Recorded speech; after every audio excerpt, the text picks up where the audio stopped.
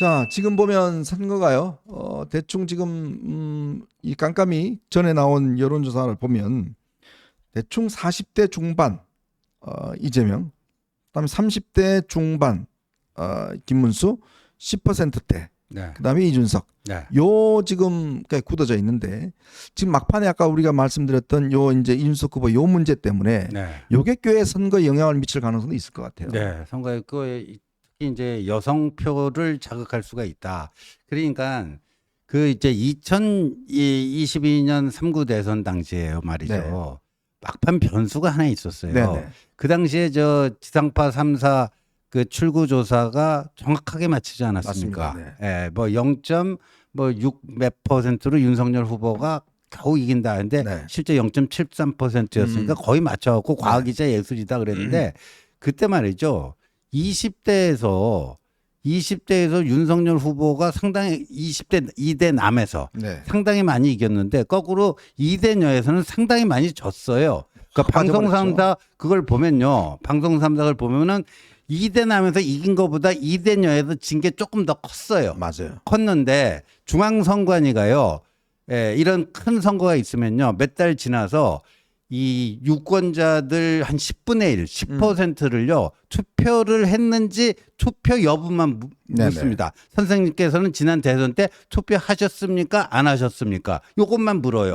유권자들의 10%예요. 그거 엄청난 거 아닙니까? 네. 거의 맞을 거 아닙니까? 근데 20대에서 남녀 간의 투표율 차이가 20대 여성이 7%가 높았단 말이에요. 많이 했죠. 예? 그러면 20대에서 그때 이준석 때문에 뭐 이준석 효과 때문에 윤석열이 20대에서 이긴 게 아니에요. 2대 남에서는 졌는데 그렇죠. 2대 여에서 더 크게 져갖고 20대 그 토탈을 내보면 한 7%는 진 거란 말이에요.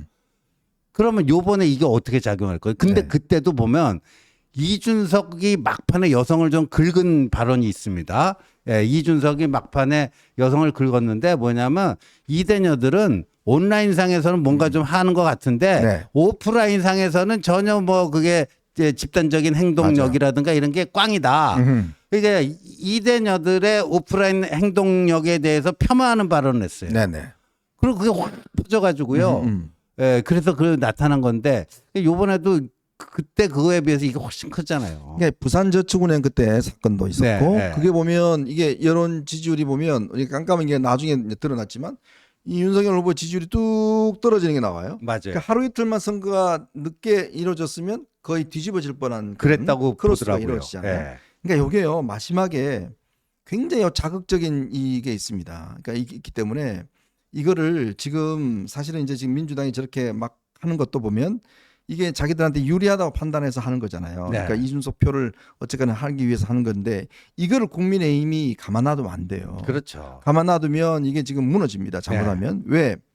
지금 보세요. 그나마 두 사람 합해서 비슷비슷하게 가면 이 이재명이 당선되더라도 함부로 하기 어려워집니다. 그렇죠. 많은 국민들이 야 그래도 이렇게 하는데도 국민들이 아직 절반은 우리를 지지하지 않고 있구나라는 걸 느낄 수 있는데 만약 일방적으로 한쪽으로 만약 50% 넘어가 버리면 기고만장할 겁니다. 그죠? 기고만장하겠죠. 그런 거를 막기 위해서라도 저는 김문수 후보가 이 문제에 대해서 빨리 브레이크를 걸어야 된다.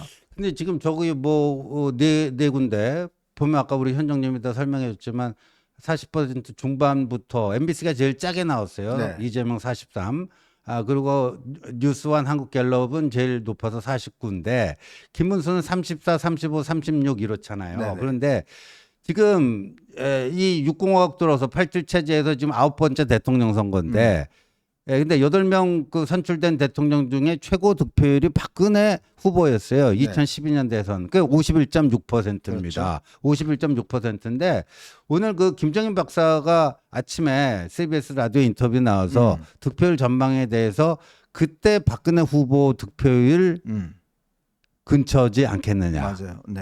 그다음에 김문수는 앞에 4자 달기가 좀 버거워 보인다. 버거워 보인다. 예, 그리고 이준석은 10% 넘어서 조금 탄력받으면 15 근처까지도 갈 수 있다. 이렇게 전망을 하더라고요. 이게 조금 문제가 될 수 있을 것 같아요. 그러니까 이게 저는 이게 참 지금도 아쉬운 게 뭐냐면 김문수 후보가 이 어떤 상승 동력을 가져야 되는데 네. 막판에 좀 올라갈 때까지 괜찮았어요. 그러면 결정적으로 언제 문제냐? 바로 윤상현 공동선대위원장 임명. 네.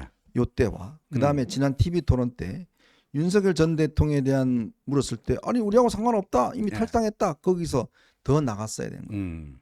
그러니까 요 부분이 지금 우리 구독자분도 많은 지적하시지만 아니 아무리 그렇지만 윤 대통령의 변호인격인 윤상현을 그날 한동훈 전 대표가 나와서 운동하고 바로 직후에 한다?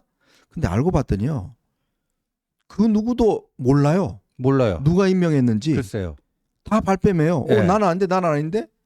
그리고 지금 이야기에 따르면 그 김문수 후보가 철회하라고 이야기를 했는데 네. 이게 제가 아마 느끼기에는 윤재옥 같아요.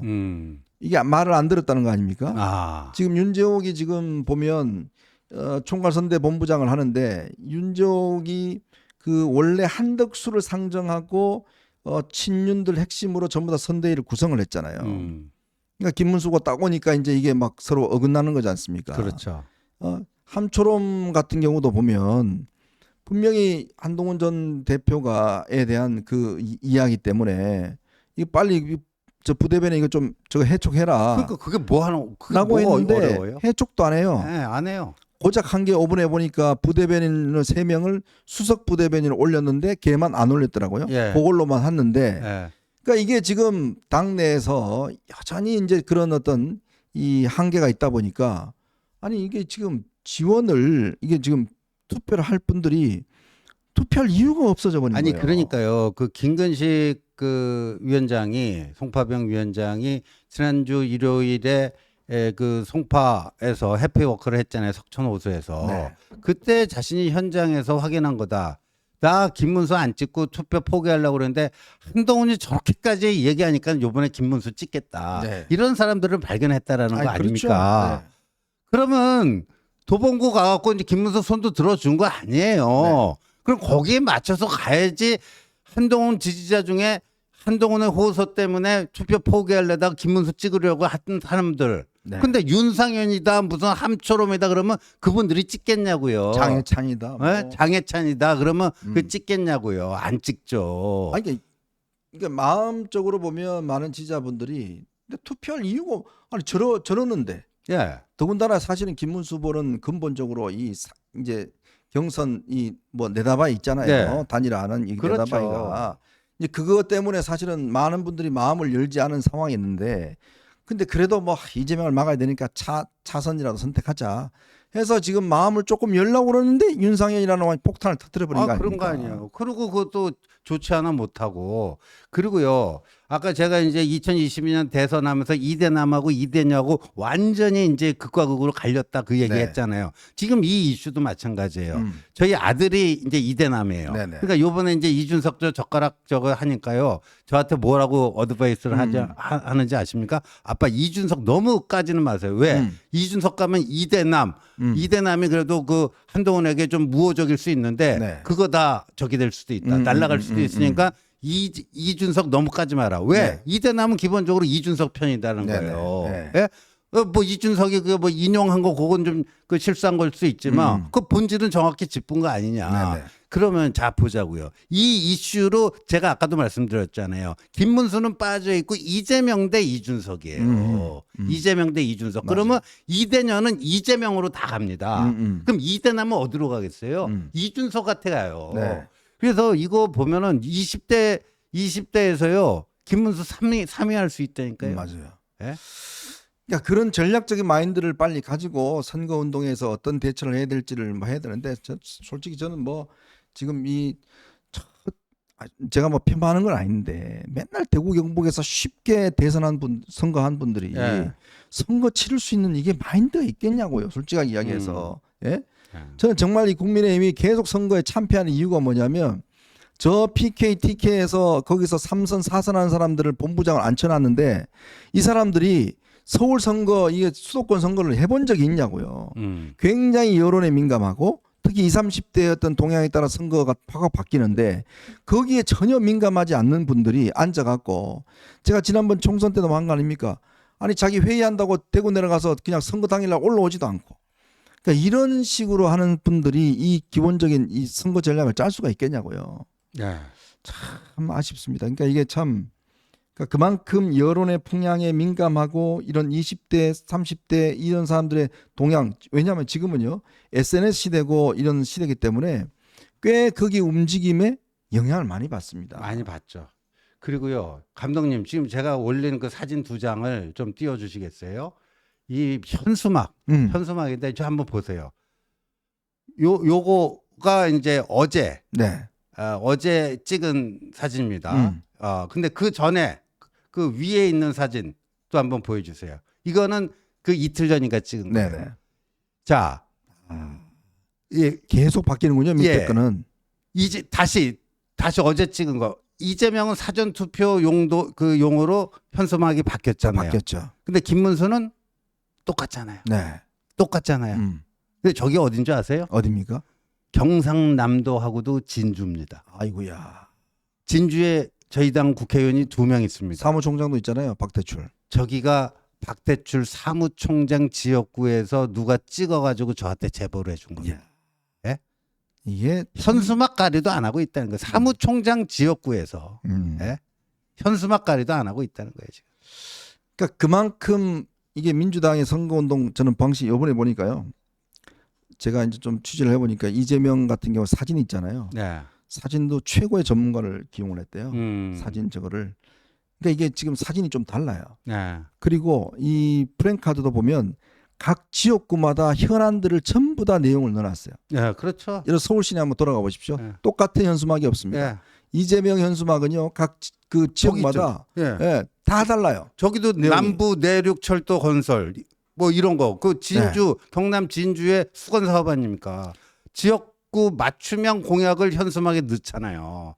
근데 미외에는 다 똑같은 그냥 저것만 정정당당 김문수 뭐 알고 보니 진짜는 김 이것만 갖다 놓은 거예요. 아니 선거 비용은 지금 사실 비슷하게 들잖아요. 아, 지금. 그러니까요. 돈이 없어서 못 하는 거 돈 아니에요? 도대체 어디다 쓰는 거예요? 예. 예? 그 쓸데없는 여론조사나 했었고요. 그 돈에 수억 원 쓰고. 예. 예?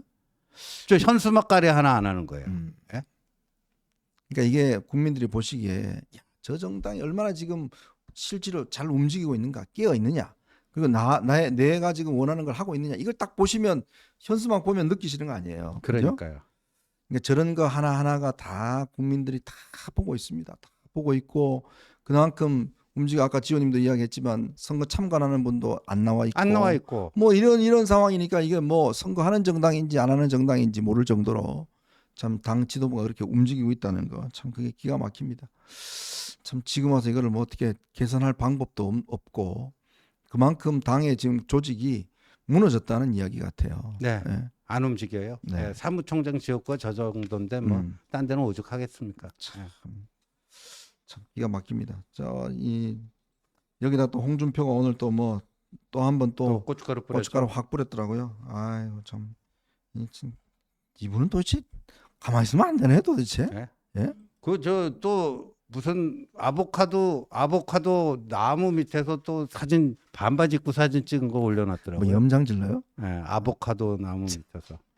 아이 진짜 정말 기본적인 예의나 뭐 이런 것도 진짜 없이 이렇게 참 기가 막힙니다 진짜. 아유. 자, 저희는 이제 마지막 이슈로 한번 넘어가 보겠습니다. 여러분 보시면서요 구독과 좋아요 알림 꼭 부탁드리도록 하겠습니다. 자꾸 저희가